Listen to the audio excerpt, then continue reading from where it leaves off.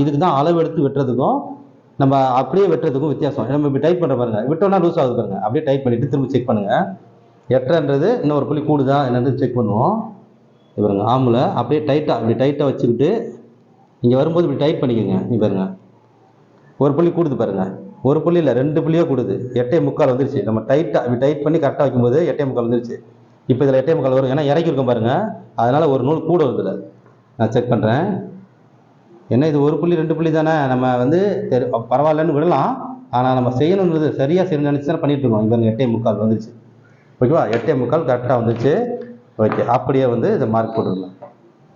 நமக்கு அந்த ஷேப்பும் கரெக்டாக கிடச்சிருச்சு, இதோட அளவும் கரெக்டாக இருந்துச்சு, பாடியும் சரியாக வந்துருச்சு. இப்போ இதில் வந்து இதுதான். அப்போ நம்ம கொஞ்சம் டார்க்காக கூட போட்டுக்கலாம். இப்போ கன்ஃபார்ம் ஆயிடுச்சு இல்லையா, அந்த கீழே லைட்டாக வர கீழே மார்க் இருக்குல்ல, இந்த ஷேப்பு தான் அதில் கொடுத்துருக்க ஷேப்பு இதுதான். ஓகேவா, இந்த சைடில் இருந்து எல்லாமே கரெக்டாக வந்துருச்சு, எல்லாமே ஓகேவா இருக்குது. அப்போ கன்ஃபார்மாக போட்டோம். இப்போ தையலுக்கான அளவு